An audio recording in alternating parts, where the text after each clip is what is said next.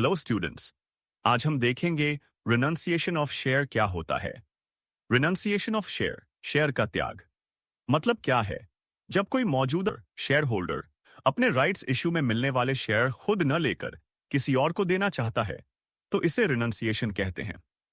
उदाहरण, मान लीजिए किसी कंपनी ने 1:1 के अनुपात में राइट्स शेयर्स दिए हैं। आपको एक और शेयर खरीदने का अधिकार मिला है, लेकिन आप उसे खुद ना लेकर अपने दोस्त को देना चाहते हैं तो आप रिनाउंस करेंगे। लेटर ऑफ रिनंसिएशन क्या होता है? रिनंसिएशन करने के लिए एक फॉर्म भरना होता है जिसे लेटर ऑफ रिनंसिएशन कहते हैं। यह 2 हिस्सों में बांटा होता है। ओरिजिनल शेयर होल्डर का डिक्लेरेशन, इसमें शेयर होल्डर लिखता है कि वह कितने शेयर किसी और के नाम रिनाउंस करना चाहता है, उस पर हस्ताक्षर करता है। दूसरा हिस्सा उस व्यक्ति द्वारा भरा जाता है जिसे ये शेयर मिलने हैं।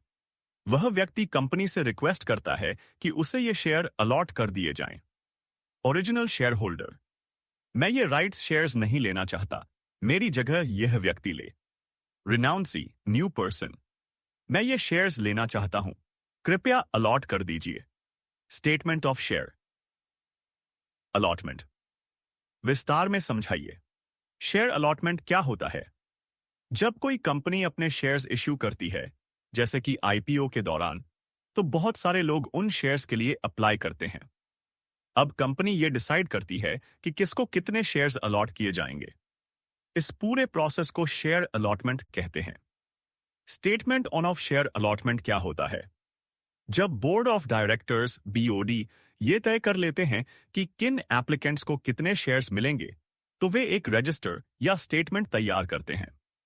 इसे ही हम कहते हैं statement of share allotment.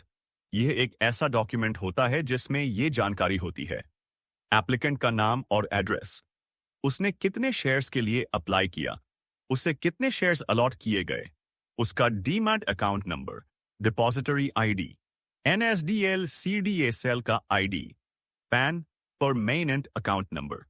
Duties on of company secretary CS. क्या काम करता है कंपनी सेक्रेटरी? कंपनी सेक्रेटरी का रोल इस प्रोसेस में बहुत इंपॉर्टेंट होता है। चलिए इसके मुख्य 10 कामों को समझते हैं। 8. ओपनिंग एस्क्रो बैंक अकाउंट, जहां पब्लिक से पैसे कलेक्ट किए जाते हैं, उस पर्पस से एस्क्रो अकाउंट खोला जाता है। 2.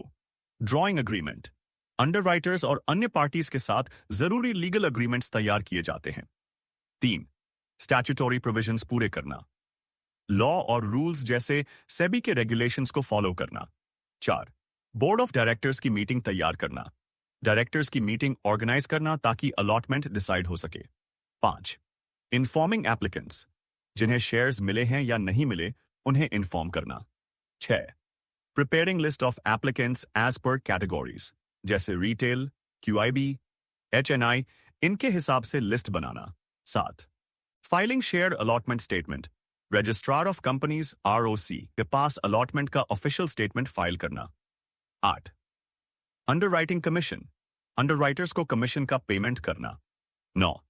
Releasing payment of remuneration, allotment से जुड़े प्रोफेशनल्स को उनका भुगतान करना। 10. Getting share listed in stock exchange, shares को स्टॉक एक्सचेंज में ऑफिशियली लिस्ट करवाना, जैसे एनएसई, बीएसई।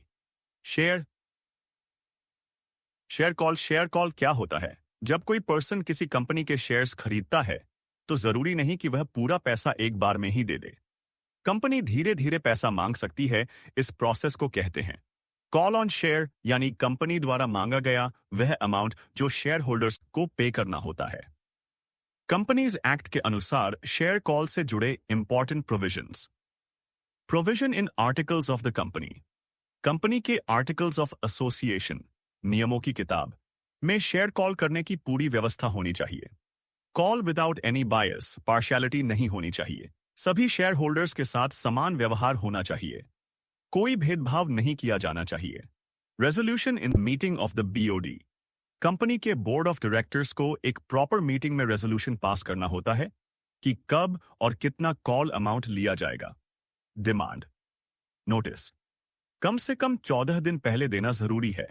कंपनी को सभी शेयर होल्डर्स को कम से कम 14 दिन पहले नोटिस भेजना होता है ताकि उन्हें पेमेंट के लिए तैयार रहने का समय मिल सके।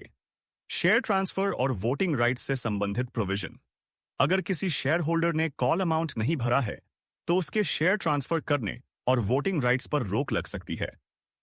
शेयर कॉल का पैसा एक सेपरेट बैंक अकाउंट में जाना चाहिए। कंपनी को सभी कॉल पेमेंट्स को शेयर कॉल अकाउंट में अलग से मेंटेन करना होता है।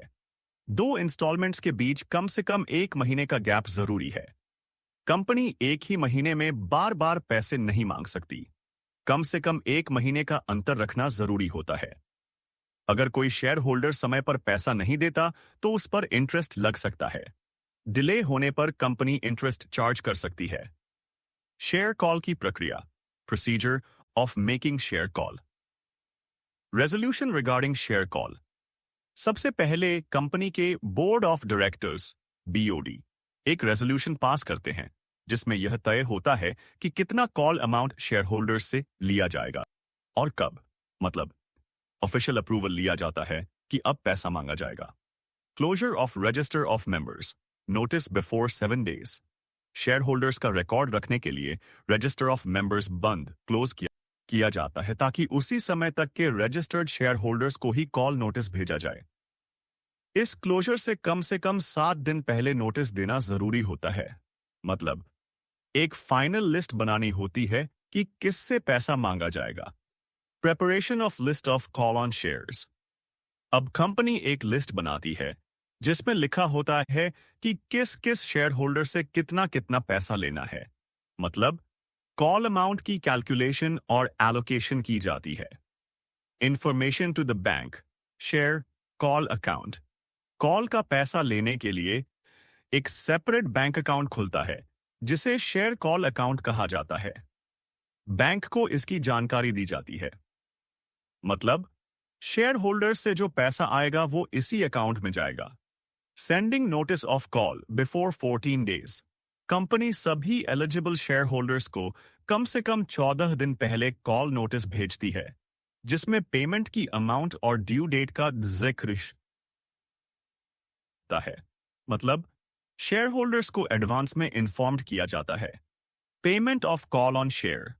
With in 14 days share holders को कॉल अमाउंट नोटिस मिलने के 14 दिन के अंदर जमा करना होता है। मतलब टाइम लिमिट में पेमेंट कलेक्ट किया जाता है।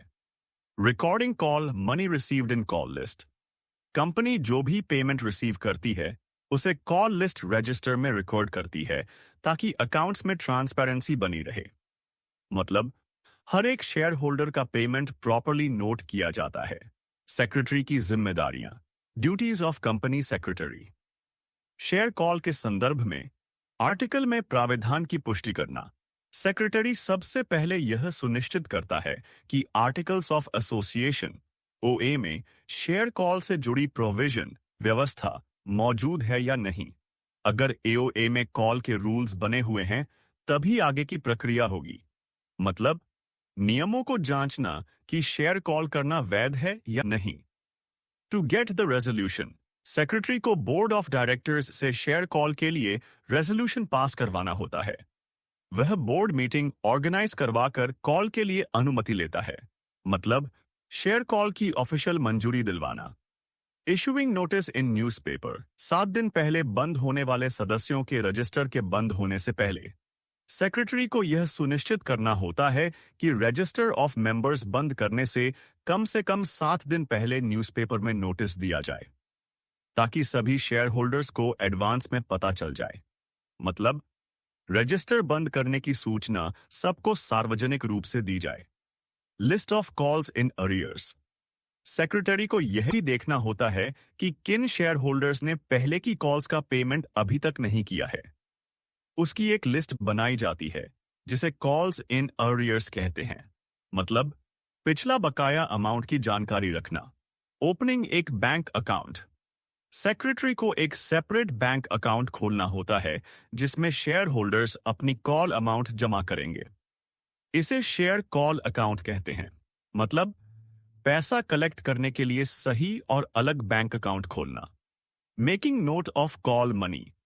सेक्रेटरी को यह भी ध्यान रखना होता है कि जो भी कॉल मनी आ रहा है वह प्रॉपर रिकॉर्ड्स में नोट किया जाए। ट्रांसपेरेंसी और अकाउंटेबिलिटी बनी रहे इसके लिए यह जरूरी है। मतलब कितने शेयर होल्डर्स ने पेमेंट किया, कितना आया उसका रिकॉर्ड मेंटेन करना।